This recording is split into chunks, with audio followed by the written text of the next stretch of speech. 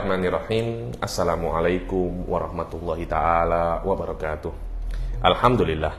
Alhamdulillahirabbil alamin. Wassalatu wassalam ala sayyidil mursalin wa ala alihi wa sahbihi wa man tabi'ahum bi ihsanin ila yaumiddin. Nawaitu ta'aluma wa ta'lim wa naf'a wal intifa' wal ifadah wal istifadah wal hatha ala tamassuki bi kitabillahi ta'ala wa sunnati rasulihi wa du'a ilal huda wa dalalata alal khairi wa tigha'a mardatihi wa qurbihi wa thawabihi subhanahu wa ta'ala.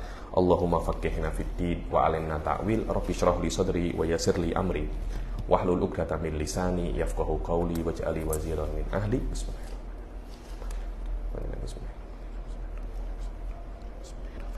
Bismillahirrahmanirrahim. Alhamdulillah kita jumpa lagi di kelas ke-24 ya. Kelas ke-24. Oke, suara oke. Kelas ke-24 yang lalu kita sudah membaca talkhisan saya tentang masalah ru'yatullah, ringkasan saya yang saya bagikan itu, yakni baqiyalana an naqra qalilan.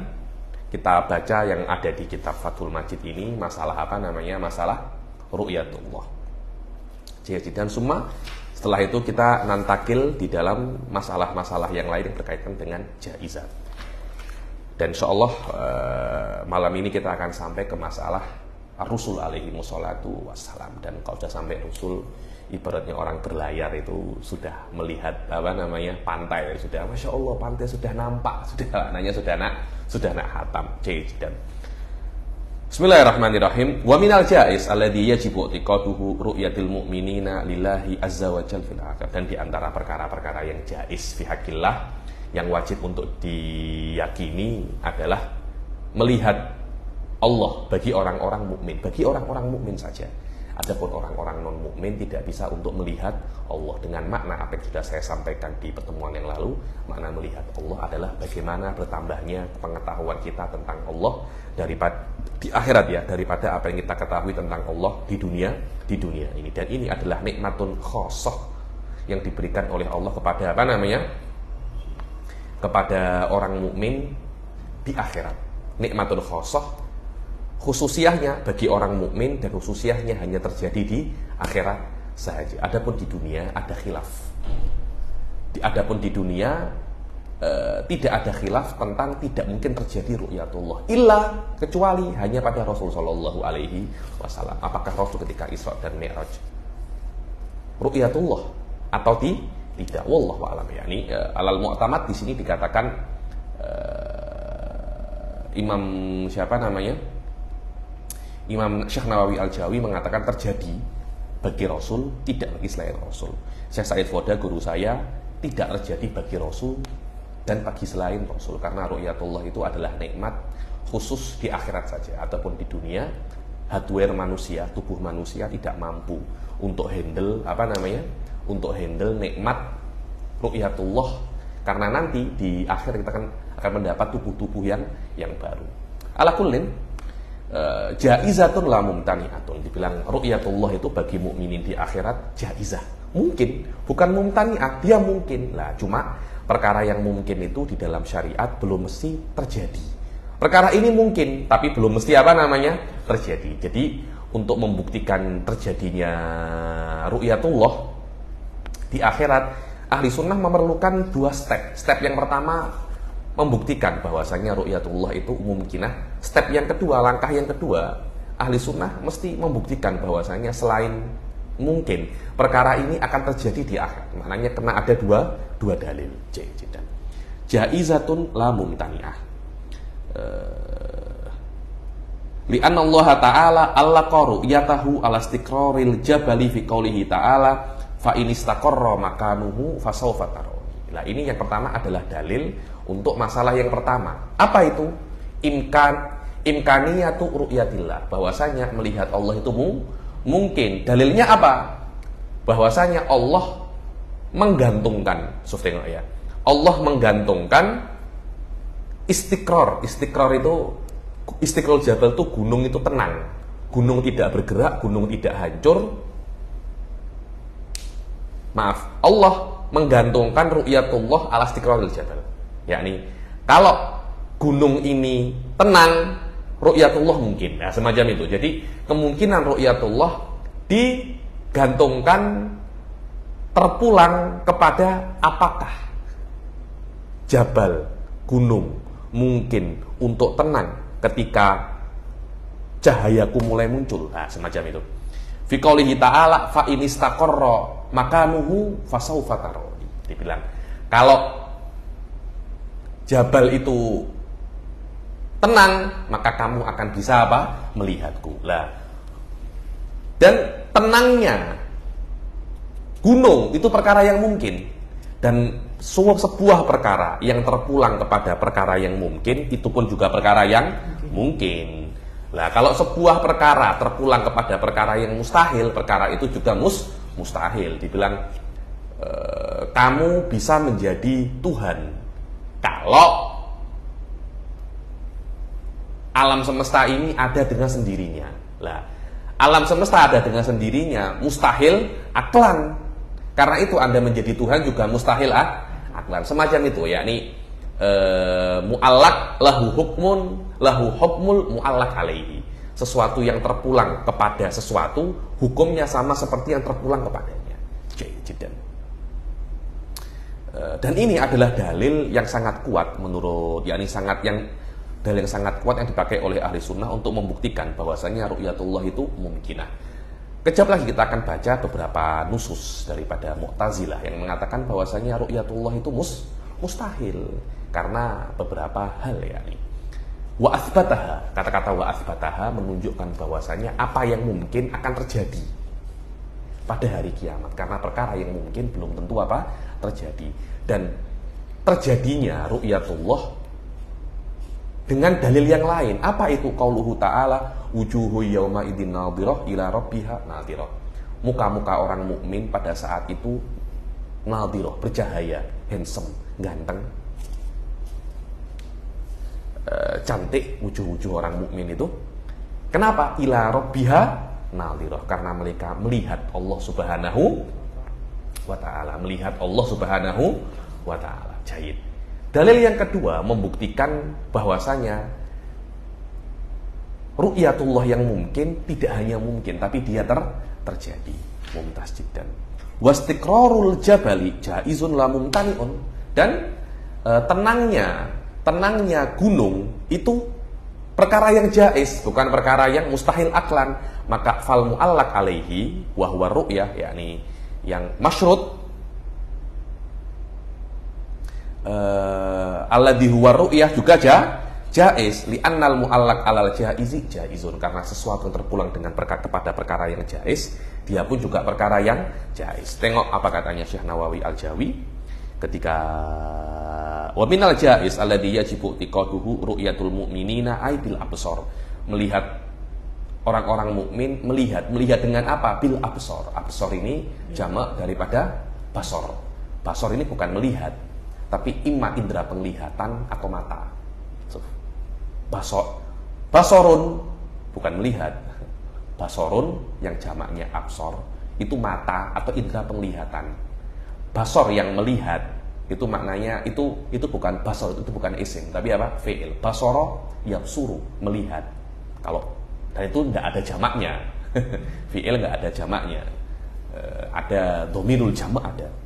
Lillahi azza wa jal fil akhirah ma'awuku'i dalika. Perkara itu mungkin dan terjadi. Fahiya wajibatun syar'an fil akhirah. Ru'yatullah itu wajibatun syar'an, wajib syar'an. Mungkinun aklan fil akhirah, seperti yang disepakati oleh ahli sunnah wal jamaah. Adapun ru'yah fid dunya, ru'yatullah fid dunya tidak terjadi selain kepada Rasul sallallahu, tidak terjadi kepada selain Rasul sallallahu alaihi wasallam. Adapun kepada Rasul terjadi, selain Rasul tidak terjadi. Ini adalah pendapat Syekh Nawawi Al-Jawi, tapi pendapat guru saya Syekh Said Foda tidak. Pada Rasul pun juga tidak terjadi. Lakinnaha jaizatun aklan mumtani'atun syar'an. Terjadinya ru'yatullah di dunia kepada selain Rasul aklan jaiz, syar'an mumtani. Dan barang siapa yang mengklaim bahwasanya dia itu ru'yatullah untuk dirinya sendiri, yaqadatan bi ainai ra'sihi fa huwa dhalun bi ittaqil masyayikh. Barang siapa yang mengklaim, oh saya melihat Allah yaqadatan, seperti di akhirat terjadi kepada saya, di dunia dia sesat. dengan kesepakatan para masyayikh. Loh, bayangkan loh, untuk Rasul khilaf. Untuk Rasul khilaf. Kok Anda mengklaim perkara ini? Kalaupun memang terjadi ru'yatullah di dunia, itu hanya khusus untuk Rasul, bukan untuk Anda. Hatta dhahaba ba'duhum ila takfiri. Sebagian ulama mengatakan yang mengklaim ru'yatullah di dunia, dia kafir. Selain Rasul ya. Yang mengklaim selain Rasul boleh ru'yatullah di dunia, dia kafir. Kada fi nihayatil amal. Beginilah yang ada di dalam kitab Nihayatul Amal. Suf'ai yajibu ala mukallafin an ya'taqida anna ru'yatahu ta'ala fil akhirah jaizatun aklan wa kadza fid dunya wajibatun syar'an. Dibilang setiap orang mukmin mesti meyakini bahwasanya ru'yatullah itu jaizatun aklan fid dunya wal ukhra, akan tetapi di akhirat di akhirat wajibatun syar'an. Di dunia mustahilatun syar'an bagi selain Rasul sallallahu alaihi wasallam. La mumtani'atun bi anna Allah Ta'ala mawjudun. Nah, ini dalil kenapa kok Allah Subhanahu wa taala itu boleh dilihat. Karena illatur ru'yah itu al-wujud. Selama perkara itu ada, maka boleh dilihat. Dan Allah Subhanahu wa taala itu ada. Selama Allah itu ada, pasti boleh dilihat. Ini adalah illah. Cuma dalam kitab-kitab yang lebih tinggi dikritik. Kenapa dikritik? Ya insya Allah dalam kitab-kitab yang lebih tinggi akan saya jelaskan kenapa kok ilah ini, cara ini untuk membuktikan ru'yatullah itu kok dikritik. Seperti Imam Fakhruddin Ar-Razi juga mengkritiknya ini.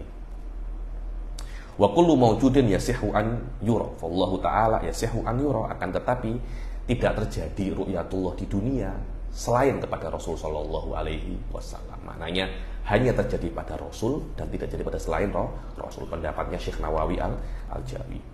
Tidak.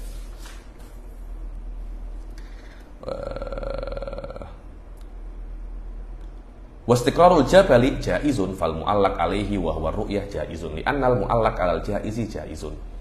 Akan tetapi ru'yatuna lahu ta'ala min ghairi kaifin. Yani akan tetapi kita melihat Allah Subhanahu wa taala itu min ghairi kaifin. Kalau kita melihat ya, kita tuh melihat, oh saya melihat Anta Ustaz Ubed, Anta saya melihat saya Ustaz. Saya melihat Anta Ustaz Zain. Ada kaifnya. Makna kaifnya itu ada bagaimana cara saya melihat. Saya melihat Anda dengan syarat ada di depan saya. Mata saya terbatas. Mata saya ini kan mempunyai batas kan. Maknanya saya tidak bisa melihat lebih daripada 10 kilo contohnya, atau lebih daripada 1 kilo.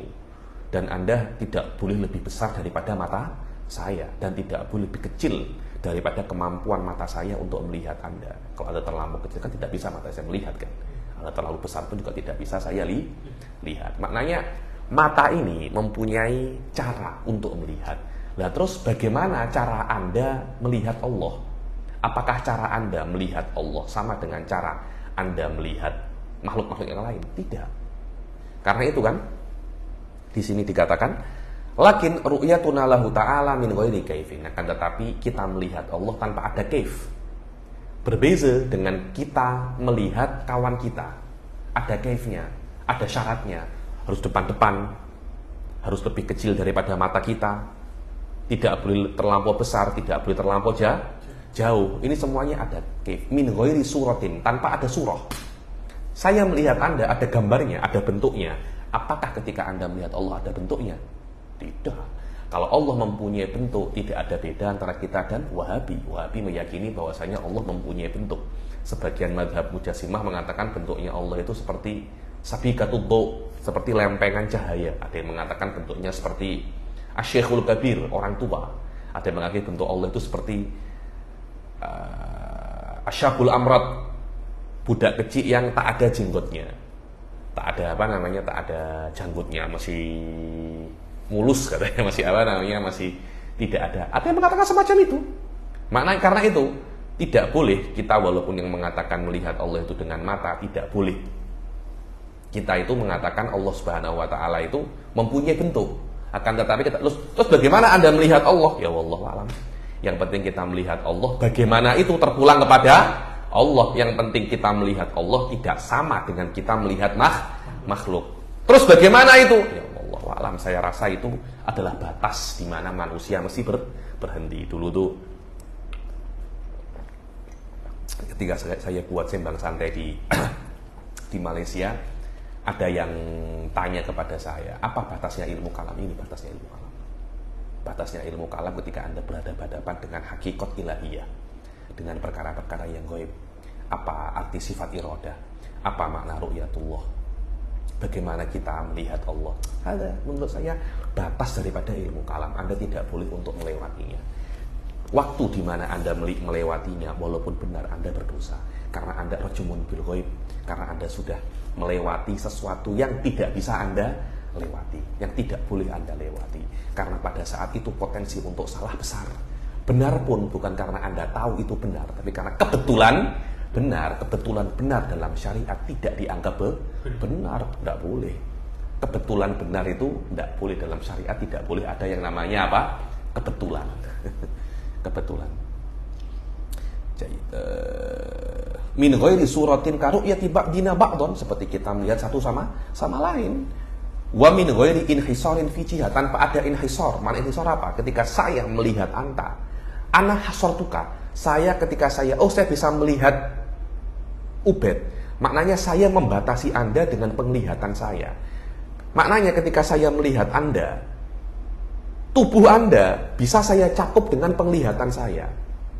Tubuh Anda tidak melebihi penglihatan saya. Karena itu saya bisa melihat tubuh Anda dari ujung kaki sampai ujung kepala. Bahkan saya bisa melihat Anda dan sesuatu yang di samping Anda. Kanan Anda, samping Anda, atas Anda, bawah Anda, saya bisa lihat. Karena cakupan penglihatan saya contohnya 100 meter. Anda cuma 20 meter. Jadi saya bisa mencakup Anda dari ujung kaki sampai ujung kepala. Apakah ketika Anda melihat Allah, Anda bisa mencakup Allah semuanya? Dari atas Allah sampai bawah Allah? Apakah semacam itu? Tidak. Karena itu melihat Allah tidak seperti saya melihat Anda. Tidak seperti saya bisa untuk mencakup semua tubuh Anda dengan penglihatan saya. Juga tanpa adanya arah. Karena orang bisa melihat tanpa arah. Anda mimpi, Anda melihat sesuatu, apakah di depan Anda sesuatu itu? Tidak, Anda kan mimpi, Anda kan Anda kan tidur kan. Langsung Allah menciptakan gambar yang ada di dalam otak Anda. Lah, karena tengok ya. Karena mentafsirkan ru'yatullah dengan melihat dengan mata mempunyai beberapa iskalat yang mesti itu dinafikan. Kalau melihat Allah dengan mata tidak boleh seperti kita melihat satu sama lain yang bisa untuk mencakup dari ujung kaki sampai ujung kepala, ada arah, ada gambar. Hal-hal semacam ini dinafikan. Sebab itulah ahli sunnah wal jamaah mengatakan bahwasanya melihat Allah bukan seperti kita melihat orang lain, akan tetapi makna ru'yatullah adalah ziyadatul ilm. Anda bertambah pengetahuan tentang Allah, dan bertambah pengetahuan tidak semestinya arah, gambar ataupun mencakup semua hakikat Allah. Kok ta'alallahu an dzalika uluwan kabira, dan maha suci Allah daripada hal-hal semacam itu. Daripada apa? Daripada arah, bentuk, bisa mencakup semuanya. Allah tidak akan bisa Anda mengetahui semua hakikat Allah, tidak akan bisa. Bahkan Imam Razi mengatakan bahasanya hatta di akhirat, karena kita ini adalah perkara yang hadis dan Allah adalah perkara yang qadim. Tidak semestinya dan mustahil aklan perkara yang hadis bisa mengetahui perkara yang qadim. Wallahu a'lam. Sekarang kita tengok katanya Imam Syekh Nawawi Al-Jawi di dalam ta'liqannya ini, bahwasanya Nabi Musa di dalam ayatnya itu arini andur ilaik. Nabi Musa meminta kepada Allah, ya Allah, biarkan aku ini melihatmu. Apa katanya Allah? Lantaroni walakin undur ilal jabal. Kamu tidak akan bisa melihatku. Tapi coba kamu lihat ke gunung. Kalau fa in istaqarra makanuhu fasawfa tarani. Kalau gunung ini istaqor, diam, maka kamu akan bisa untuk melihatku. Falamma tajalla rabbuhu lil jabali ja'alahu dakka. Ketika Allah itu mulai menampakkan dan Allah menciptakan ru'yatullah pada jabal, pada gunung, maka gunung tercerai-berai. Maknanya gunung tidak bisa untuk diam, gunung tidak bisa untuk kokoh, gunung tidak bisa untuk menerima ru'yatullah. Apakah bisa gunung menerima ru'yatullah? Mungkin, tidak ada masalah. Cuma di dunia tidak mungkin. Ayat ini hanya mengatakan ru'yatullah tidak akan bisa mungkin di dunia. Bukan maknanya ru'yatullah tidak akan bisa mungkin sama sekali. Karena itu, walau kanat mumtani'atan lakana Musa lam yasalha. Kalau memang ru'yatullah itu mustahil, mustahil aklan, tidak akan mungkin Nabi Musa itu memintanya. Karena di antara syarat berdoa, syarat meminta kepada Allah, Anda mesti meminta sesuatu yang mungkin. Tidak boleh Anda meminta sesuatu yang mustahil. Ya Allah, aku mau jadi Tuhan. Tidak boleh itu. Itu doa yang mustahil. Kita sebagai seorang hamba faham itu. Masa Nabi Musa tidak faham? Seseorang menjadi nabi karena dia adalah orang paling pandai pada zamannya. Maknanya kalau Nabi Musa tidak tahu itu dan dia memintanya, akan ada sesuatu yang Anda nisbatkan kepada Nabi Musa, yaitu kebodohan terhadap Allah kepada Nabi Musa. Dan itu tidak pantas kepada seorang nabi, tidak pantas. Dan Mu'tazilah menisbatkan itu kepada Nabi Musa. Kayak itu Imam Ghazali di dalam Idrotul I'tiqad. Tinggal Anda pilih antara bodohkan Mu'tazilah atau bodohkan Nabi Musa. Wassalam katanya Imam Ghazali. Masa Nabi Musa tidak tahu masalah ini? Mu'tazilah, iya, Nabi Musa tidak tahu. Ahli sunnah mengatakan bahwasanya Nabi Musa tahu, anta yang tak faham Mu'tazilah. Sekarang kita dihadapkan, anta nak pilih ahli sunnah atau nak pilih Mu'tazilah. Mu'tazilah membodohkan Nabi Musa, ahli sunnah membodohkan Mu'tazilah. Ya jelas kita pilih apa namanya? Kita pilih ahli sunnah. Yang salah adalah apa namanya? Mu'tazilah. Li'annahu la yajuzu ala ahadin minal anbiya al-jahlu bi syai'in mimma yajibu lahu ta'ala au yajuzu au yastahil. Dan kalau seumpamanya ru'yatullah itu tidak boleh, mustahil aklan. Maksudnya kalau ru'yatullah itu mustahil aklan, tidak mungkin Nabi Musa itu memintanya. Karena tidak pantas bagi seorang nabi untuk tidak mengetahui perkara-perkara yang jaiz, wajib dan mustahil bagi Allah. Kalau seumpamanya ru'yatullah itu mustahil bagi Allah, maka pasti ketika Nabi Musa itu mengatakan arini andur ilaik, jawabannya bukan lataroni, tapi latasehu ru'yati. Bukan lantaroni, tapi latasehu ru'yati. Ru'yahku tidak bisa. Bukan kamu tidak akan melihatku. Bukan begitu cara untuk menjawab. Tidak semacam itu. Cara menjawab untuk sesuatu yang mustahil dilihat, bukan kamu tidak akan bisa melihatku, tapi melihatku mustahil, semacam itu. Karena tidak akan bisa melihatku, maknanya boleh dua. Boleh tidak akan bisa melihatku di dunia, tapi bisa melihatku di akhirat. Bisa juga maknanya kamu tidak akan mungkin pernah melihatku, bukan karena aku tidak bisa dilihat, bukan. Akan tetapi ada beberapa hal yang belum kamu penuhi untuk melihatku. Aulam yumkin, aulan uro.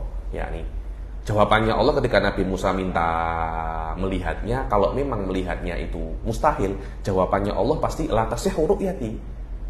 Melihatku itu tidak sah, atau tidak mungkin melihatku, atau aku mustahil untuk dilihat. Di annal asal mutabaqatul jawab li soal, karena al asal jawaban mesti sesuai dengan pertanyaan. Ala tara annahu man kana fi kummihi hajarun fadhannahu ahadun ta'aman faqala a'tini hadzal ladzi fi kummika li akulahu. Bukankah kamu melihat kalau ada orang di kum itu di lubang lubang lengan baju itu loh. Dulu tuh orang-orang itu meletakkan barang di sini. Karena kalau di film-film China kan meletakkan ini di sini nanti diambil, karena dulu itu kuminya itu besar. Sekarang itu tak ada di sini, sekarang pakainya pocket semacam ini saku. Kalau di sakumu ada batu, kemudian aku kira itu makanan, kemudian aku ngomong, Ubed, berikan yang ada di sakumu itu untuk aku makan. Lakana kana jawabu sahih lahu inna hadza la yuqal. Jawaban yang benar adalah, Habib, ini tidak bisa dimakan. Amma idza kana alladhi fil qummi ta'aman yasihhu akluhu fayasihhu an yaqulal mujib fil jawab innaka lan taqulahu. Akan tetapi kok yang di poket Anda itu makanan, dan saya mengatakan apa yang di poketmu berikan kepadaku untuk aku makan. Apakah jawabannya itu ini tidak bisa dimakan? Bukan, jawabannya kamu tidak akan memakannya. Maknanya perkara ini bisa dimakan, cuma kamu tidak akan memakannya. Bukan perkara ini tidak bisa untuk dimakan. Beda antara dua jawaban itu. Dan Allah ketika Nabi Musa meminta untuk, ya Allah, aku ingin melihatmu, Allah tidak menjawab melihatku mustahil aklan. Tidak semacam itu, tapi Allah mengatakan kamu tidak akan melihatku. Kamu tidak akan melihatku, maknanya kamu bisa melihatku, tapi kamu sekarang tidak akan melihatku. Kamu akan melihatku nanti. Jawaban ini atau makna ini bisa kita masukkan atau bisa menjadi salah satu makna yang diinginkan oleh Allah dari kata-kata lan taroni. Inilah yang diinginkan oleh ahli sunnah dalam makna lan taroni. Walaupun pendapatnya Mu'tazilah itu, maksudnya makna yang diinginkan oleh Mu'tazilah dalam kata-kata lan taroni itu mungkin, tapi apa yang diinginkan oleh ahli sunnah lebih kuat dengan dalil beberapa kemungkinan. Karena dengan makna yang diinginkan oleh Mu'tazilah akan menyebabkan kita membodohkan Nabi Musa, dan itu tidak elok. Wa nafar ru'yata al-Mu'tazilatu. Mu'tazilah menafikan ru'yah. Mu'tazilah mengatakan tidak mungkin Allah itu bisa dilihat, tidak mungkin, atau melihat Allah itu mustahilun aklan. Kan jawabannya kan lantaroni lah. Lan itu ada seorang ulama besar daripada Mu'tazilah mengatakan bahwasanya lan itu nafyun yang sangat kuat daripada la. Maksudnya la dan lan sama-sama tidak, tapi lan lebih kuat daripada la. Dibilang lan itu nafyul mu'abbad, nafi untuk selamanya. Lah, yang mengatakan ini adalah Zamakhsyari, Al-Imam Zamakhsyari dalam kitab beliau Al-Kasyaf. Kitab beliau punya tafsir namanya Al-Kasyaf. Lah, Zamakhsyari ini Mu'tazilah. Dan beliau mengatakan lan itu adalah nafyun lil mustaqbal. Untuk menguatkan mazhab beliau Mu'tazilah bahwasanya Allah tidak mungkin bisa dilihat. Jadi, dan oleh ahli sunnah dibuat guyonan. Ini lan Zamakhsyariyah kan? lan Zamakhsyariyah kan? Ya ini ilmu nahwu yang terpengaruh dengan ilmu akidah. Ahli sunnah mengatakan sebenarnya tidak ada beda antara la dan lan. Ini hanya asalib saja. Kalaupun ada bedanya tidak seperti apa yang Zamakhsyari katakan. Ya inilah sama-sama tidaknya. Lan nafyun fil mustaqbal ilal abad itu tidak ada semacam itu. Itu hanya perkataan Zamakhsyari yang terpengaruh oleh akidahnya untuk membuktikan bahwasanya apa yang dikatakan oleh Mu'tazilah benar. Itu saja. Wa nafar ru'yata al-Mu'tazilatu qabbahahumullah. Semoga Allah memburukkan mereka, mencela mereka. Dan kita tengok bagaimana yang dijelaskan oleh Syekh Nawawi Al-Jawi tentang nafyul Mu'tazilah kepada ru'yatillah. Mu'tazilah menafikan ru'yatullah bi adillatin akliyah wa nakliyah ahaluha fid dunya wal akhirah. Bilang Mu'tazilah menafikan ru'yatullah dengan dalil akli dan nakli, dan mereka memustahilkannya di dunia dan di akhirat. Dan dalil akli mereka yang paling kuat adalah annahu law jazat ru'yatuhu ta'ala lakana muqabilan lirra'i bidarurah. Bahwasanya kalau ru'yatullah itu mungkin, pasti Allah dan manusia akan berhadapan-hadapan, dan berhadapan-hadapan itu maknanya berarah, dan Allah itu mustahil berarah. Maka Allah akan diarah dan tempat, dan itu adalah mustahil. Begitu pula kalau Allah bisa dilihat, niscaya Allah itu kalau bukan jauhar ya dia itu arad.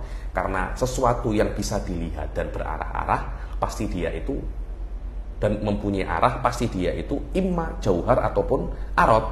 Li'annal mutahayyiza bil istiqlal jauharun wa bitabaiyati arad. Karena kalau dia itu memang mengambil tempat secara independen ya dia jauhar. Kalau tidak ya dia itu adalah arad. Dan yang dilihat, kalau Anda melihat Allah semua atau sebagian. Kalau Anda melihat Allah semuanya, maka Allah itu terbatas. Karena mata mempunyai batas, dan yang bisa masuk ke dalam mata semua juga terbatas. Kalau Allah, oh tidak, Allah saya tidak melihat semua Allah, tapi saya melihat sebagian daripada Allah. Ya maknanya Anda menafikan wahdaniyah. Anda menafikan keesaan Allah. Kalau Allah mempunyai sebagian, maknanya Allah terdiri daripada beberapa bagian. Dan terdirinya Allah daripada beberapa bagian itu menafikan al-kamul muttasil fidzat di dalam mabhas wahdaniyah yang sudah lewat.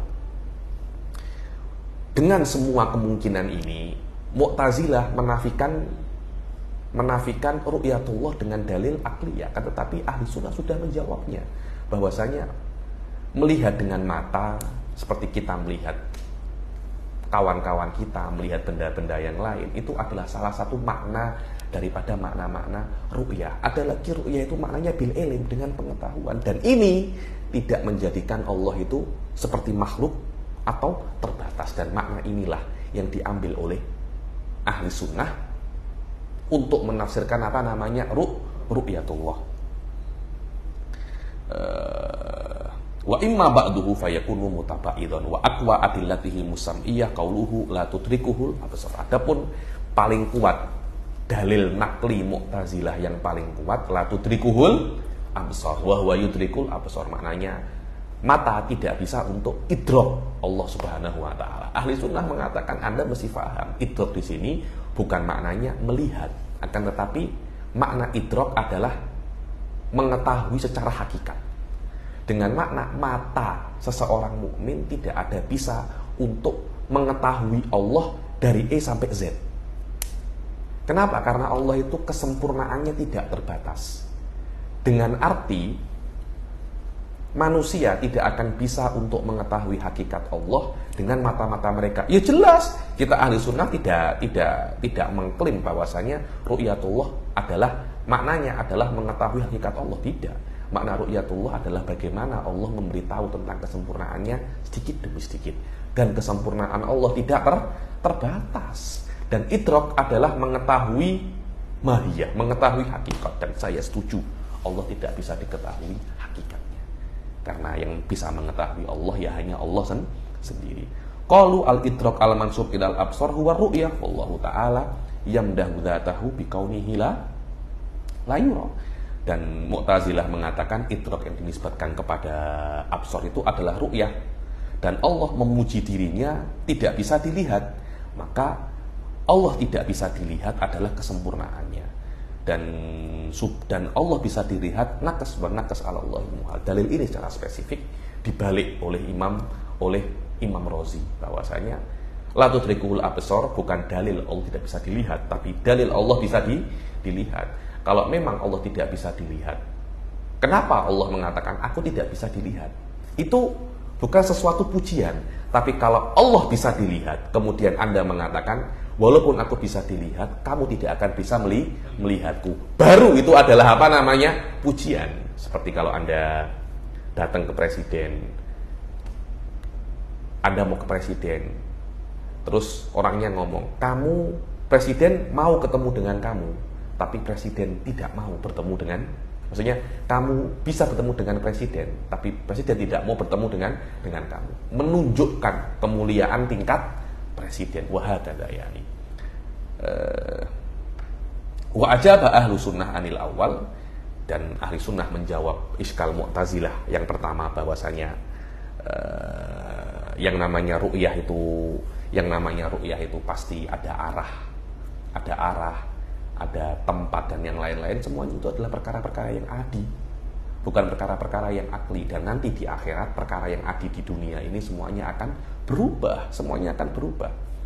Bi anna tilkal umura la talzamu illa adatan, maka diperbolehkan Allah Subhanahu wa taala itu menciptakan ru'yah tanpa ada muqabalatin bil hasah, seperti yang warad anin Nabi sallallahu alaihi wasallam. Nabi ketika sholat, kemudian ketika anak sholat, Nabi mengatakan menghadap ke depan dan para makmum di belakang, sawu sufufakum, ratakan, samakan, benarkan saf-saf kalian. Fa inni arakum min warai dhuhri, aku bisa melihat kalian dari belakang punggungku, dari punggungku sini, dari belakangku. Matanya Nabi di mana? Di depan kan, tapi Nabi bisa melihat dari apa? Bisa melihat juga belakang. Kenapa semacam itu? Loh, kan manusia tidak bisa semacam itu loh. Iya, ini Nabi ada semacam luar biasa, dengan makna melihat dengan mata itu perkara yang perkara yang biasa, dan itu bisa dirubah. Kalian melihat sesuatu dengan mata itu perkara yang biasa. Di akhirat bisa terjadi perkara yang luar biasa. Adapun yang kedua, la tudrikul absar, ada beberapa cara untuk menjawabnya. Di antaranya adalah bahwasanya ayat ini untuk kufar, hanya untuk orang-orang kafir. Karena ada ayat lain yang mengatakan innahum ar-rabbihim yawma idzil mahjubun. Karena Allah dalam ayat yang lain mengatakan bahwasanya orang kufar akan mahjub, akan terhalang daripada melihat Allah. Maknanya ayat la tudrikuhul absar ditafsirkan dengan ayat yang lain innahum ar-rabbihim yawma idzil mahjubun. Maknanya dua ayat ini untuk kufar, untuk orang-orang kafir, karena ru'yatullah adalah nikmat, dan nikmat yang paling agung di akhirat. Mustahil orang kafir bisa mendapatkan nikmat ini. Begitu pula wa minha annal murada nafyu ru'yati fi dunya faqat. Begitu pula la tudrikuhul absar untuk di dunia, bukan untuk di akhirat. Tidak ada masalah, semua itu adalah takwilat untuk memahami makna la tudrikuhul absar, karena ada dalil-dalil yang lain yang isbat ru'yatullah. Jadi wa minha annal murada nafyu ru'yati fi dunya faqat idza kana al-idrak muradifan li ru'yah. Kalau idrak sama dengan ru'yah, kita ahli sunnah idrak bukan ru'yah, idrak al-ihatah. Makna idrak adalah ilm yang mencakup semuanya, sedangkan ru'yah tidak mencakup semuanya. Kita ahli sunnah mengatakan ru'yah berbeda dengan idrak. Karena itu ada orang, Allah tidak memperbolehkan la tudrikul absar ya akhi, hal kalamun fil ru'yah aw fil idrak. Kalau idrak bermakna ihatah, salamna anallah la tuhatu bihi, yakni la tuhatu bihaqiqatillah, la tuhatu yakni lan yuhitul askhas bidatillah. Tapi ru'yah beda. Ar-ru'yah huwa apa ya? Ziyadatul ilm saja, yakni Anda lebih mengetahui tentang siapa itu Allah. Bas. Jadi dengan ini saya anggap masalah ru'yatullah itu sudah sudah selesai. Sekarang kita akan masuk di yang lain, ya, dalam perkara-perkara yang jaiz yang lain, yaitu irsalur rusul. Wa minal jaiz alaihi ta'ala irsalu jami'ir rusul alaihi musallatu wassalam. Dan di antara yang boleh bagi Allah Subhanahu wa taala itu mengutus rasul. Mengutus rasul itu jaiz bagi Allah. Maknanya Allah boleh mengutus rasul dan boleh untuk tidak mengutus rasul. Sebab itulah masalah rusul ini diletakkan setelah babul jaizat. Kenapa? Karena mengutus rasul juga bagian daripada al-jaiz fi haqqillahi subhanahu wa ta'ala. Wa minal jaiz alaihi ta'ala irsalu jami'ir rusul alaihi musallatu wassalam. Fa irsaluhu ta'ala lahum alaihi musallatu wassalam bi fadlih la bi tariqil wujub alaihi. Maka Allah Subhanahu wa taala mengutus para rasul itu bi fadlihi, dengan kemurahan Allah. Bisa-bisa saja kalau Allah menginginkan manusia, kamu harus mengetahui aku tanpa adanya rusul. Kalau kamu bisa mengetahuiku, kamu masuk surga. Kalau kamu tidak mengetahuiku, kamu masuk neraka. Tanpa ada bantuan daripada Allah, yaitu Rasul, boleh-boleh saja kan. Akan tetapi Allah mengutus mengutus Rasul untuk mempermudah manusia untuk mengetahui Allah. Karena itu Allah mengutus Rasul rahmah daripada mempermudah manusia untuk mengetahuinya. Tanpa adanya Rasul, Masya Allah, susah sekali kita ingin mengetahui Allah. Banyak orang tidak datang kepadanya dai, tidak datang kepadanya Rasul. Sampai sekarang masih belum muslim. Dan Allah karena mengutus Rasul itu ada baiknya, dan Allah tidak wajib berbuat baik kepada manusia. Berbeda dengan Mu'tazilah yang mengatakan mengutus Rasul itu wajib. Karena mengutus Rasul itu perkara yang baik bagi manusia. Dan selama itu perkara yang baik, Allah wajib untuk melakukannya menurut Mu'tazilah. Ada lagi sebuah kelompok yang namanya Sumaniyah dan Barohimah. Salah satu daripada kelompok-kelompok agama yang ada di Hindu, yang ada di India. Dia mungkin daripada Hindu. Mereka mengatakan bahwasanya tidak, mengutus Rasul itu buruk. Itu yang saya pelik ini. Bagaimana kok mengutus Rasul itu buruk? Iya, karena mengutus Rasul ini apa ya? Membuat kerusakan. Ajib. Apa? Kerusakan di dalam mengutus Rasul. Iya, sekarang Anda tengok perang-perang yang ada di dunia ini. Sebabnya apa? Sebabnya agama kan. Yahudi sama Palestina, apa itu? Agama kan, yakni Yahudi datang ke Palestina. Sebab apa? Karena tanah ini dijanjikan oleh saya daripada Nabi Musa sejak 3.000 tahun. Ini kan masalah masalah agama kan. Jadi dalilnya daripada dalil agama. Perang salib semuanya agama kan. Maknanya rata-rata perang di dunia disebabkan oleh agama. Si Belanda menjajah Indonesia, ada urusan gospel kan. Ada agamanya kan. Maknanya agama juga salah satu daripada sebab penjajahan, dan penjajahan perkara yang buruk. Dan Rasul datang membawa agama. Selama agama perkara yang buruk, mustahil Allah membuat sesuatu yang buruk. Dan ini adalah pendapat Sumaniyah dan Barohimah. Secara otomatis dia mengingkari semua Rasul daripada Nabi Adam sampai Nabi Muhammad SAW. Maka Sumaniyah dan Barohimah kafirun. Akan tetapi Mu'tazilah fasikun. Falasifah pendapatnya juga sama dengan Mu'tazilah, tapi dia kafir. Yang falasifah bukan gara-gara masalah itu, bukan gara-gara masalah ini, tapi karena masalah-masalah yang lain. Jaidan. La bitoriqil wujub alaihi ta'ala li'annahu ta'ala la yajibu alaihi syai'un kama marra. Karena Allah Subhanahu wa taala itu tidak wajib sedikit pun, tidak wajib apapun yang tidak wajib bagi Allah Subhanahu wa taala. Wa dalil ala anna fi'lal mumkinati aw tarkaha jaizun fi haqqihi ta'ala antakul. Terus apa?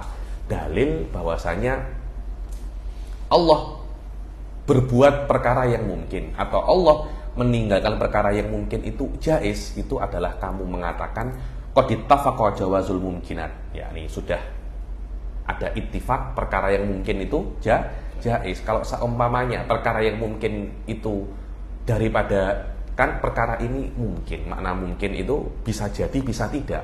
Lah kalau perkara yang bisa jadi bisa tidak itu jaiz, menjadi wajib atau mustahil, akan ada inqilabul haqaiq, berubahnya hakikat. Dan berubahnya hakikat itu mustahil aklan.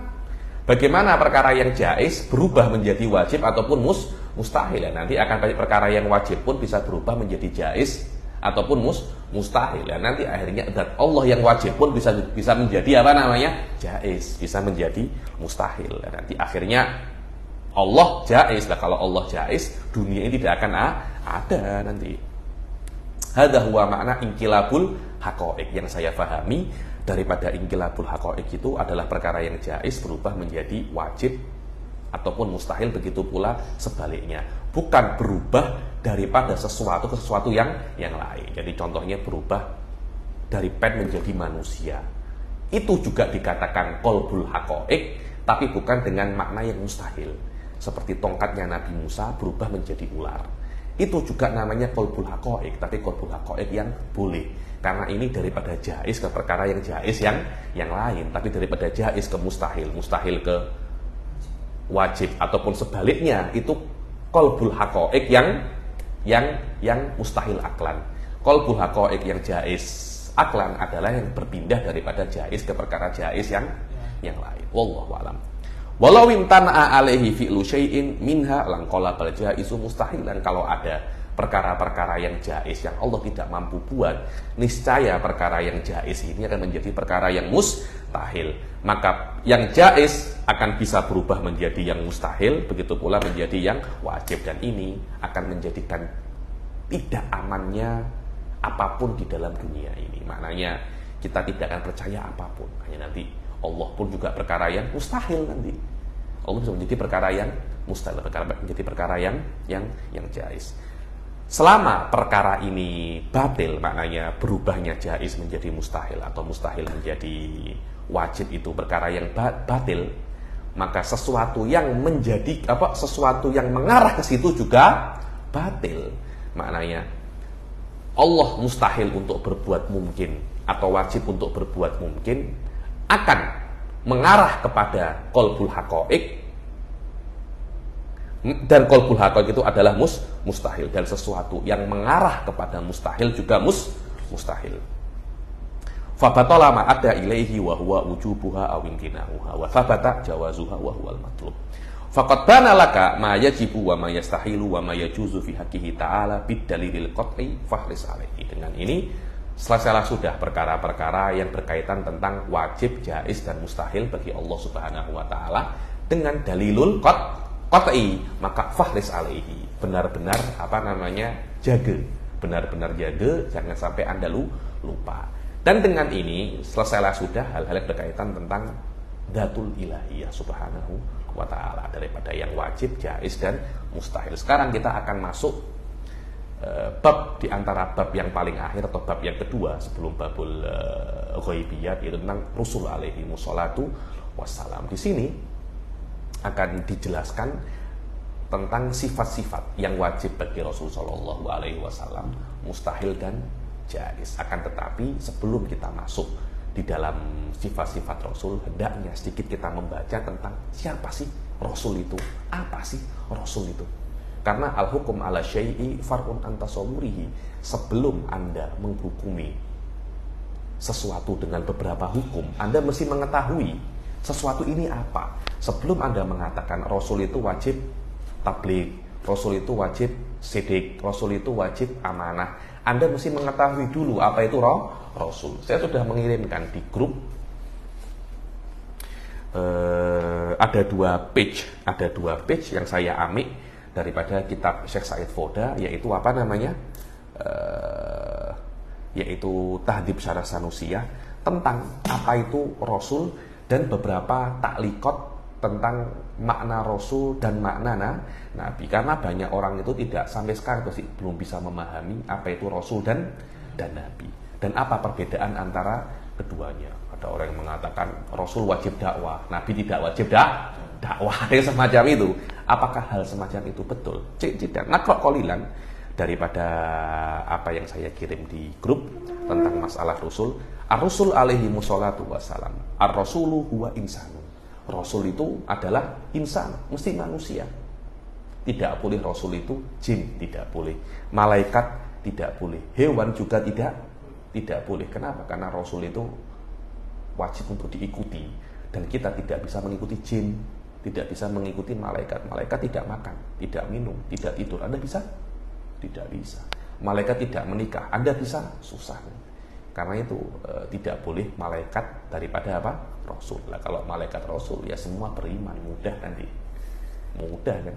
Jelas ini berbeda dengan manusia dengan kekuatan yang sangat hebat. Ya pasti beriman. Nanti surga penuh nanti. Hur, yang namanya Rasul itu mesti hur. Apa itu hur? Merdeka, bukan hamba sahaya. Tidak boleh hamba sahaya itu menjadi Rasul. Zakar, laki-laki, tidak boleh perempuan menjadi Rasul. Cuma mazhab Asy'ari mengatakan tidak ada tanakut antara perempuan dan kenabian. Bukan maknanya ada nabi perempuan, tidak. Tapi antara sifat nisaiyah dan nubuah tidak ada pertentangan. Harus balik. Rasul itu tidak boleh. Rasul itu belum balik. Fatin, pandai. Auhallah ilaihi bisyar'in. Allah Subhanahu wa taala mewahyukan kepadanya dengan syariat, dan Allah menyuruhnya untuk menyampaikannya kepada hamba. Sawaun, dia itu mempunyai kitab atau tidak. Dan kita tengok apa yang ditalikan oleh Syekh Said di bawah ini. Talikannya qala al-Imam Abdul Qahir al-Baghdadi. Al-Imam Abdul Qahir al-Baghdadi ini salah seorang ulama besar di dalam masalah ilmu kalam ya. Sampai dikatakan al-Ustaz Abdul Qahir al-Baghdadi. Wal farq bainahuma ay bainan nabi wa rasul. Apa sih perbedaan antara nabi dan rasul itu? Bahwasanya nabi itu yang man atahul wahyu minallahi azza wa jalla wa nazala alaihi malak bil wahyi. Yang namanya nabi itu yang diberikan wahyu oleh Allah dan didatangi wahyu melewati malaikat. Adapun rasul itu ya'ti bi syar'in alal ibtida' bin naskhi ba'di ahkami syari'atin qablahu. Yang namanya rasul itu diberi syariat untuk merevisi, menasakh, membatalkan syariat-syariat yang datang sebelumnya. Dan adapun wa malal imam Tiftazani, malah condong. Bukan makna condong ini ibarat yang digunakan oleh Tiftazani tidak jelas, tapi mengisyaratkan kepada sesuatu, itu namanya malah. Wa malal imam Tiftazani kama fi syarhil maqasid ila taraduf baina makna nabi wa rasul. Imam Tiftazani lebih condong bahwa di dalam kitab beliau Syarhul Maqasid, kitab tinggi sekali itu, saya hanya pernah belajar awal-awalnya, itu pun kepala saya sudah pusing. Imam Tiftazani malah terhadap at-taraduf sama, yakni maknanya sama antara nabi dan rasul, walaupun lafadznya berbeza tapi maknanya sama. Faqala, maka beliau mengatakan bahwasanya nabi itu adalah manusia yang diutus oleh Allah untuk menyampaikan apa yang diwahyukan kepadanya. Begitu pula rasul. Wa ala hadza masyal Imam Sanusi fi Ummil Barohin. Dan menurut pendapat Imam Tiftazani ini diikuti oleh Imam Sanusi dalam kitab beliau Ummil Barohin. Kemudian Mullah Ahmad Jundi. Mullah ini salah seorang ulama gelar ulama daripada Mesir, daripada Turki. Mullah panggil Mullah, cuma dikatakan apa? Mullah Ahmad Jundi mempunyai hasyiah atas kitabnya Tiftazani namanya Syarhul Aqaid An-Nasafiyah. Di antara hasyiah yang paling mufidah. Saya kalau mengajar Syarhul Aqaid An-Nasafiyah pasti saya menggunakan kitabnya Mullah Ahmad Jundi ini. Lakinnahu khilafu ma'alihil jumhur. Yang dikatakan oleh Tiftazani itu berseberangan dengan yang diyakini oleh jumhurul ulama, oleh mayoritas ulama. Dan apa yang dipilih oleh Al-Qadhi Baydawi dalam kitab beliau Ma'alimut Tanzil, ketika beliau mentafsiri ayat wa ma arsalnaka min qablika mir rasulin wala nabiyyin. Kata-kata ini, ayat ini, dan apa yang kita utus sebelummu daripada nabi ataupun rasul. Lah, kata-kata atau menunjukkan antara nabi dan rasul itu berbeda. Kalau Anda nak minum kopi atau teh, kan pasti kopi dan teh itu berbeza kan? Tidak mungkin kata-kata au datang ke dua perkara yang sama. Yang masuk au di sana pasti dua perkara yang berbeza. Haitsu qala ar-rasul man ba'athahu Allahu bi syari'atin mutajaddidah. Yani Imam Baydawi mengatakan ketika mentafsirkan ayat ini bahwasanya rasul itu adalah orang yang diutus Allah dengan syariat yang baru. Yang mana rasul akan mengatakan kamu mesti mengikuti saya. Rasul sebelumku sudah expired. Tidak boleh Nabi Isa rasul karena menghapus syariatnya Nabi Musa alaihi salam. Wa nabi ya ummuhu. Nabi lebih umum, maknanya nabi itu bisa untuk menyokong syariat nabi sebelumnya atau membawa syariat yang baru.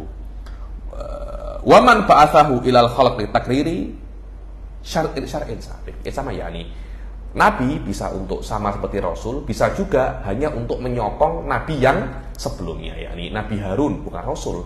Nabi Harun ada untuk menjelaskan dan menguatkan syariat Nabi Musa. Nabi Syu'aib juga sama, Nabi Soleh juga sama, Nabi Isa beda. Nabi Isa datang dengan menghapus syariat Nabi Musa alaihissalam. Wakila ar-rasul man jama'a ilal mu'jizati kitaban munzalan alaihi. Adapun ada yang mengatakan lagi, kila, ini pendapat yang dhaif, Rasul itu yang diberi dua, diberi mukjizat dan kitab. Adapun Nabi ghairur Rasul man la kitabalahu, Nabi hanya punya mukjizat tapi tidak punya kitab. Ada lagi yang mengatakan Rasul itu wahyunya melewati malaikat. Kalau Nabi wahyunya melewati tidur, melewati mimpi. Nah, ini yang ngimpi-ngimpi hukum-hukum ini yang ngomong, ini nasabnya Ba'alawi terputus. Mungkin dia mengaku mengaku Nabi nanti itu. Bisa-bisa. Mana tadi? Jahid. Wan Nabi. Jahid. Intaha kalamul qadi. Yani ini adalah perkataannya Qadi Al-Baydawi dalam kitab beliau, tafsir beliau Ma'alimut Tanzil. Qala al-Mulla Ahmad wa lam yata'arrad lil musawah. Tengok. Kalamnya Qadi Baydawi tidak menyinggung adanya taroduf antara Nabi dan Rasul. Maknanya ulama-ulama membezakan antara Nabi dan Rasul. Bagaimana kok Tiftazani menyamakan antara Nabi dan Rasul? Itu namanya hasyiyah. Mulla Jundi alim kabir ya ini. Intaha kalamuhu. Fafuhima anna qaulahu an ikhtiyari saat khilaful jumhur min haitsul qaul bil musawah. Dari sini bisa diketahui bahwasanya perkataan Mulla Ahmad Jundi, bahwasanya perkataannya saat itu khilaful jumhur ketika Imam Sa'duddin Tiftazani mengatakan bahwasanya ada taroduf persamaan makna antara Nabi dan Rasul. Walahid, perhatikan katanya Syekh Said, pendapat-pendapat ini yang dinukil oleh ahli sunnah tidak ada memperhatikan dan tidak ada menyinggung di semua pendapat tentang Nabi dan Rasul bahwasanya Nabi tidak wajib untuk menyampaikan yang diterimanya. Tidak ada. Rata-rata Nabi wahyunya melewati tidur, Rasul melewati malaikat. Rasul mempunyai wahyu, mempunyai kitab dan mukjizat. Nabi hanya mempunyai mukjizat.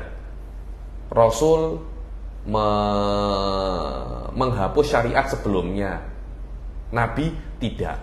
Daripada pendapat-pendapat ini tidak ada satupun pendapat yang menyinggung tentang Nabi tidak wajib dakwah, Rasul wajib dakwah. Tidak ada itu.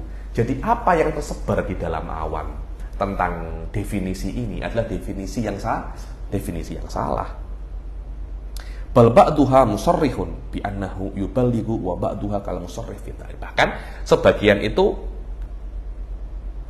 membuat ibarat yang jelas bahwasanya Nabi pun juga perlu dakwah. Sebagian macam semacam itu, yakni semacam jelas, yang satunya tidak terlampau jelas.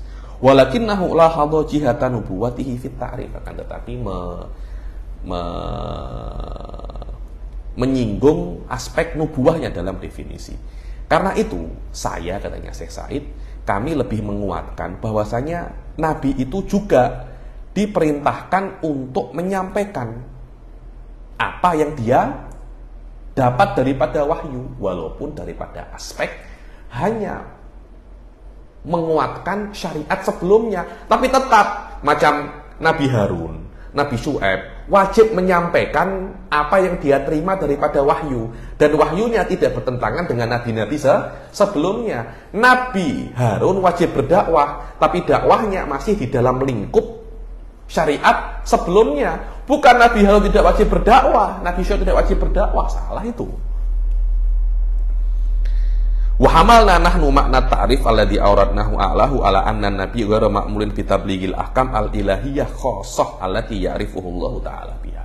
Dan definisi yang di atas, yakni bisyar'in wa amarohu bitablighihi. Makna amarohu bitablighihi adalah dia diwajibkan untuk menyampaikan perkara-perkara yang memang wajib untuk disampaikan. Adapun perkara-perkara yang rahasia antara dia dan Allah, maknanya Nabi ketika datang kepadanya itu wahyu. Wahyu itu tidak hanya perkara-perkara yang wajib disampaikan kepada manusia. Ada perkara-perkara yang khusus tentang rahasia Allah yang tidak bisa diketahui oleh manusia, diberitahu oleh Rasul. Allah mengatakan yang ini jangan kamu beritahu. Betul. Lah kalau setiap apa yang Nabi ketahui diketahui oleh manusia, ya mati manusia. Rasul mengatakan lau ta'lamuna ma a'lam la bakaitum katsiran wa dhahiktum qalilan. Kalau kamu mengetahui apa yang aku ketahui, niscaya kamu akan banyak menangis dan sedikit tertawa. Tapi manusia lebih banyak tertawanya daripada menangisnya. Jadi memang ada perkara-perkara yang diketahui oleh Nabi tidak kita ketahui karena memang dilarang oleh Allah untuk untuk disebarkan. Tapi ada perkara-perkara yang oleh Allah ini mesti kamu sebarkan, tidak ada masalah itu untuk disebarkan. Tamatarahu fil hasyiyah at-taliyah wa laysal murad min at-ta'rif anna nabi ghairu ma'murin bitabligh mutlaqan liqaunihi ma'muran bitiba'i rasulin qablahu fata'ammal. Bukan makna daripada ta'rif itu Rasul tidak wajib untuk tabligh karena dia wajib untuk menyampaikan syariat Rasul sebelumnya. Perhatikan katanya Syekh Said. Kita kembali ke atas. Fakharaja, maka keluar daripada definisi Rasul itu malaikat dan jin. Malaikat tidak mungkin menjadi Rasul, begitu pula jin. Fa innallaha ta'ala lam yursil ilaina malakan wala jinniyan. Karena maka Allah Subhanahu wa taala tidak mengutus kepada kita itu malaikat ataupun jin. Wa kharaja al-abdu li anna wa kharaja al-abd li anna rasula la yakunu illa hurra. Dan keluar daripada definisi itu hamba sahaya. Karena Rasul tidak mungkin hamba sahaya, Rasul mesti yang merdeka. Dan juga keluar daripada definisi itu unsa, perempuan tidak mungkin menjadi nabi. Unsa yang punya kelamin dua, pondan, wasobi, sobi itu apa? Budak kecil, tidak mungkin nabi itu masih anak kecil. Dan keluar juga al-ablah, idiot, balid, bodoh. Kenapa? Nabi itu mesti pandai. Wal mutanabbi itu yang ngaku nabi.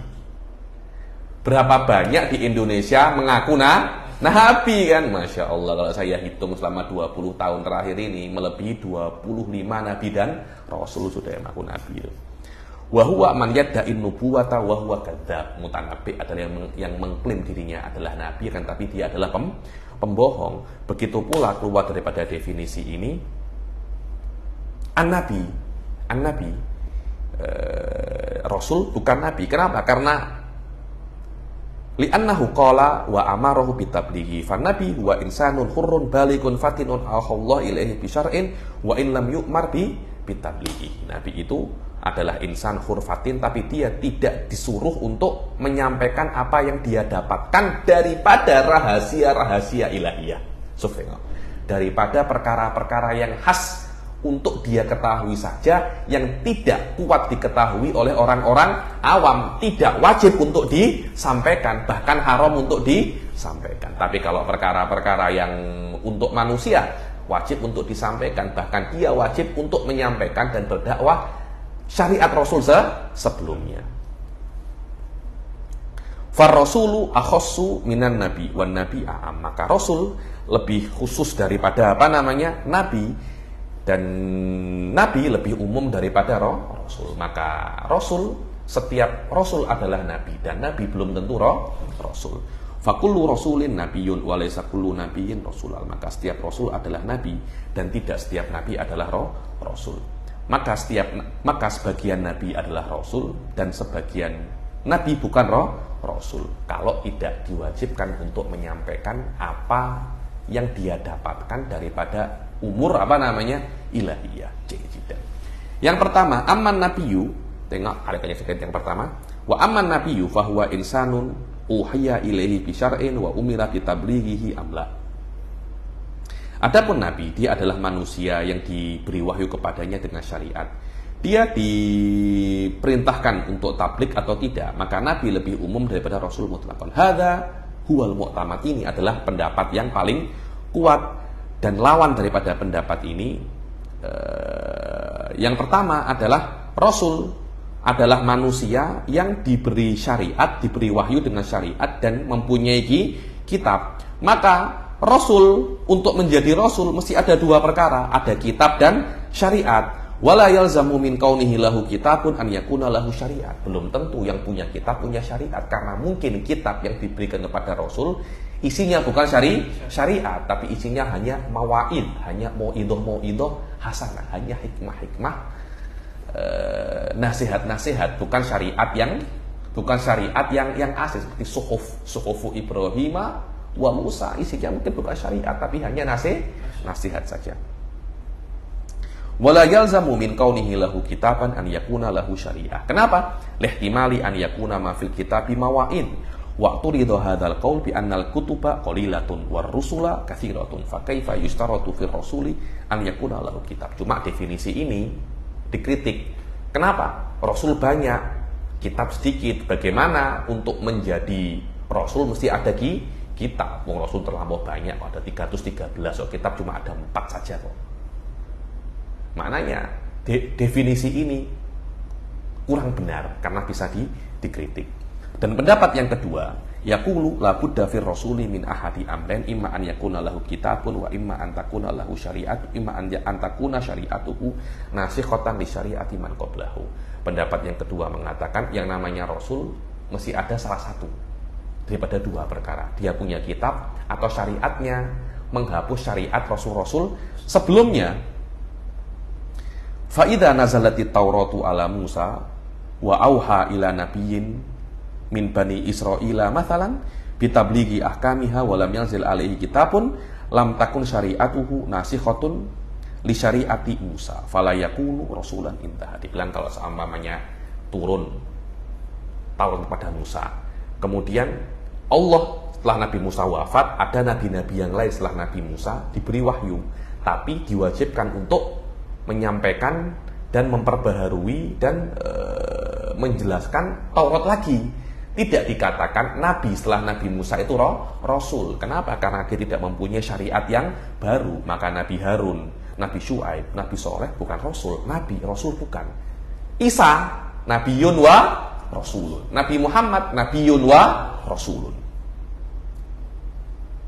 Selesai daripada Hasyiah Al-Alamah Muhaqqiq Ad-Dusuki ala Syarhil Ummil Barohin Lisanusi wa hiya min a'dhamil hawasi wa aktsaruha faedah. Bilang kalam ini diambil daripada Hasyiatul Imam Dasuki pada Ummil Barohin, dan ini adalah hasyiah yang paling besar dan paling agung dan paling banyak faedahnya. Wa qad qala al-Imamul Halimi fil Minhaj, yakni Imam Halimi berkata di dalam Minhaj, di dalam makna nubuwah, wal farq bainan nabi war rasul innan nubuwata, dibilang dan perbedaan di dalam nabi dan rasul. Apa perkataannya Imam Halimi? Bahwasanya nubuwah itu adalah ismun mushtaqun minan naba'i wa huwal khabar. Imam Halimi mengatakan yang namanya nubuwah itu atau nabi itu diambil daripada nubuwah, dan nubuwah itu diambil daripada an-naba yang maknanya adalah khabar. Aywa. Cuma makna yang diinginkan di sini adalah khabar yang khas, bukan semua khabar. Bukan semua yang mempunyai kabar adalah nabi, bukan. Tapi kabar di sini adalah kabar daripada Allah. Kalau Anda mendapatkan kabar yang khas daripada Allah, Anda adalah nabi.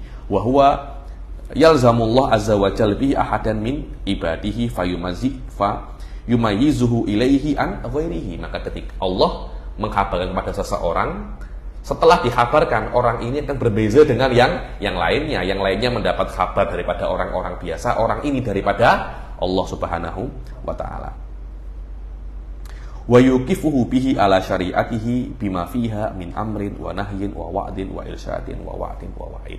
Dan Allah memberitahu dengan kabar itu yang diberikan kepadanya, kepada orang itu, syariatnya. Ketika Allah mengkhabari Nabi Musa contohnya, Allah memberitahu kepada Nabi Musa syariatnya, daripada perintah, larangan, guideline, dan nasihat-nasihat. Fatakunu nubuwah ala hadza al-khabar wal ma'rifah bil mukhbaratil mawsufah allati dzakartuha. Maka makna nubuwah atas makna ini adalah kabar dan pengetahuan tentang apa yang Allah inginkan daripada syariatnya.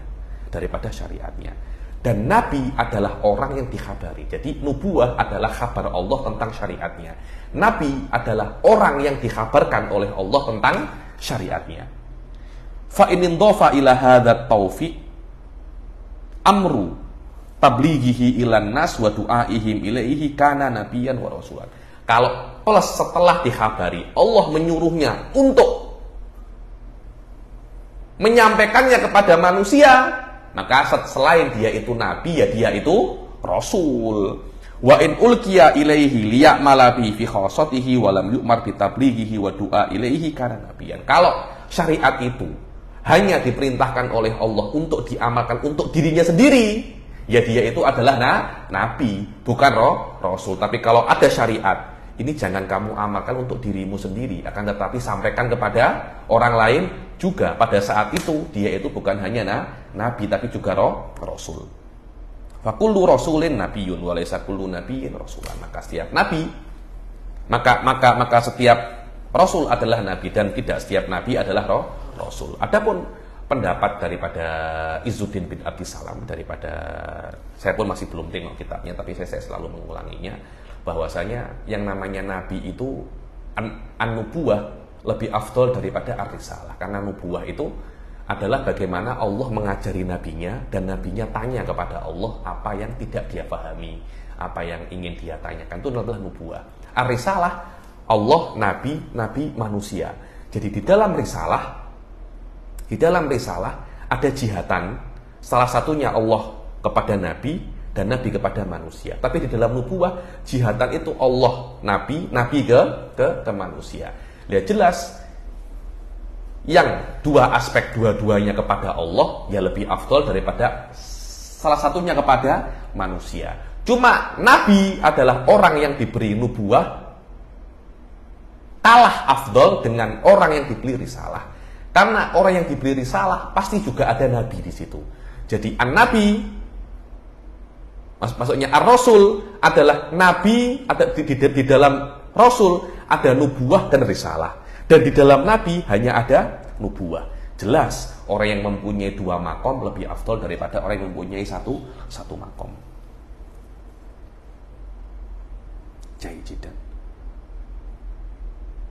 Jadi saya rasa cukup sampai sini apa yang dibaca oleh Syekh Said Foda. Kita masih ada waktu sedikit. Ada waktu sedikit kah?